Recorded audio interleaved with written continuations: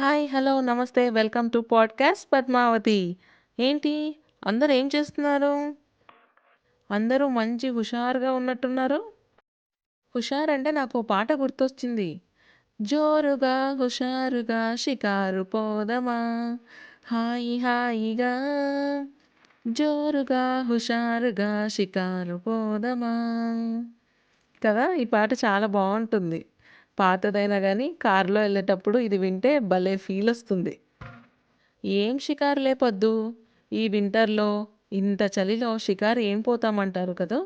ఏం పర్లేదు. బయటికి పోకపోతేనేమి? హాయిగా ఒక కప్పు కాఫీ తెచ్చుకొని, నేను చెప్పే కబుర్లు వింటూ తాగండి. తప్పకుండా రిలాక్స్ అవుతారు.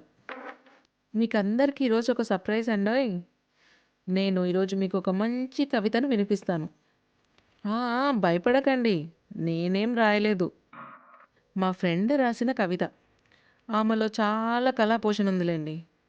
కానీ మనసులోని భయం వల్ల ఎప్పుడూ ఎవ్వరికీ ఏది చెప్పదు.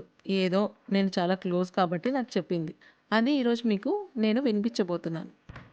లెజెండరీ డైరెక్టర్ విశ్వనాథ్ గారు ఉన్నారు కదా! వారి గురించి రాసిన కవిత అనమాట ఇది. మరి వినేద్దామా కవితని?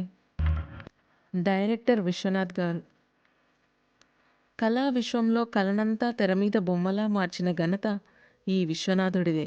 కళను తన కళాత్మకమైన అభిరుచితో జోడించి మనకు విస్తరలో వడ్డించిన ఘనత ఈ విశ్వనాథుడిదే. కవితా భావాలను కథలుగా రచించి మనసును ముద్రించే మందారాలుగా చూపించిన ఘనత ఈ విశ్వనాథుడిదే. కాసి వడబోసిన జీవిత సారాన్ని చెరగని సన్నివేశాలుగా చిత్రించిన ఘనత ఈ విశ్వనాథుడిదే. కళను తట్టి మనుషుల మనసు మీటేలా సవరించి సప్తస్వరాలను పలికించిన ఘనత ఈ విశ్వనాథుడిదే. కళా తపస్వి అయి కవి అయి కవిత అయి కథ అయి కావ్యమై తన హృదయమనే కలంతో సినీ ప్రస్థానం చేసిన ఘనత ఈ విశ్వనాథుడిదే.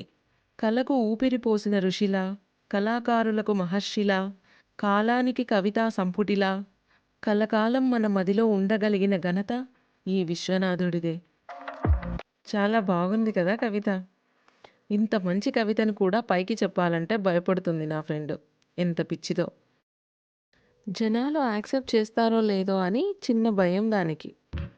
భయం భయం అంటూ బంగారమ్మ బాధపడ్డం తప్ప ఏమీ చేయలేదంట. అలా ఉంది దాని వరస. మీలో ఎంతమందికి ఈ కవిత నచ్చింది? నాకు కమెంట్ సెక్షన్‌లో చెప్పడం మర్చిపోవద్దు. ఇంత మంచి కవిత రాసిన మా ఫ్రెండ్‌ని ఖచ్చితంగా అప్రిషియేట్ చేయండి. అది చూసి మా ఫ్రెండ్ సంతోషిస్తుంది.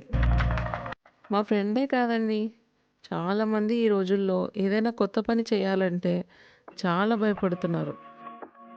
కొత్త బిజినెస్ కానీ, కొత్త ప్యాషన్ కానీ, ఆఖరికి కొత్త ఫుడ్ ట్రై చేయాలన్నా గానీ భయమే కొందరికి.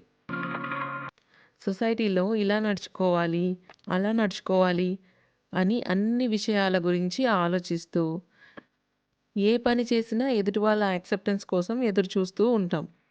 పక్కన వాళ్ళ ఒపీనియన్స్‌లో ఏది తీసుకోవాలి, ఎంతవరకు తీసుకోవాలి అనే క్లారిటీని మిస్ అవుతున్నాం. పక్కన వాళ్ళు వాళ్ళ ఒపీనియన్స్ చెప్పినప్పుడు అత్తింట్లో కొత్త పెళ్ళికూతురులా మౌనంగా ఉండండి. వాళ్ళు ఎన్ని అన్నా వాళ్ళకున్న మెచ్యూరిటీ అంతే అని అనుకొని సరిపెట్టుకోండి. అవి జస్ట్ వాళ్ళ ఒపీనియన్స్ అంతే.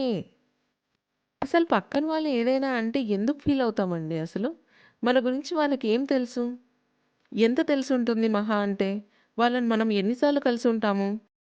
ఎవరైనా మనతో ఏదైనా ఒపీనియన్ షేర్ చేసుకుంటున్నారు అంటే, వాళ్ళతో మనం ఎన్ని సార్లు కలిసి ఉంటామో, ఆ పరిచయాన్ని బట్టి దాన్ని బేస్ చేసుకొని చెప్తారు. మనతో ఏమైనా 24/7 ఉంటున్నారా? లేదు కదా! ఎప్పుడో వారానికోసారి కూడా మాట్లాడని వాళ్ళతో, వాళ్ళ ఒపీనియన్స్‌తో పనేంటండి మనకి? 24/7 మనతో ఉండే పేరెంట్స్‌కి కొన్నిసార్లు మనం అర్థం కాము. ఇక ఎప్పుడో మనల్ని చూసే వాళ్ళకి ఎలా అర్థమవుతాము? ఏదో వాళ్ళకి తోచింది అనేసి వెళ్ళిపోతూ ఉంటారు. అంత మాత్రాన మనం చేసే పనుల్ని ఆపేస్తామా చెప్పండి? దీన్ని ఆదర్శంగా తీసుకొని మీరు కూడా కవితలు రాయడానికి ట్రై చేయండి. అలా రాస్తే నాకు కమెంట్ సెక్షన్‌లో తప్పకుండా చెప్పండి. మీరు మాత్రం మా ఫ్రెండ్‌లాగా భయపడకూడదండోయ్!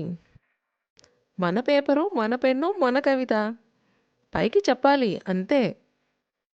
మన సక్సెస్‌ని ఏదైనా ఆపొచ్చు. కానీ మన భయం వల్ల మన సక్సెస్ ఆగిపోకూడదు. ధైర్యే సాహసే లక్ష్మి అన్నారు. ఇంత చెప్తున్నావు గదా పద్మావతి! అసలు నీకు ఫియర్ ఉందా? అని అనుకుంటున్నారా? నాకేం భయంలే. మనం బాలయ్య ఫ్యాన్స్ ఇక్కడ. We will fear the fear before the fear fears us. జై బాలయ్య! మీలో కూడా నాలాగా ధైర్యంగా ఉండేవాళ్ళు ఎంతమంది ఉన్నారో ఈరోజు తేలిపోతుంది. మీరు ఏ విషయానికి భయపడరు అని ప్రూవ్ చేయాలంటే నా కమెంట్ సెక్షన్‌లో కమెంట్ పెట్టండి. చూద్దాం మరి ఎంతమంది ధైర్యస్తులున్నారో. ఉంటాను. బాయ్.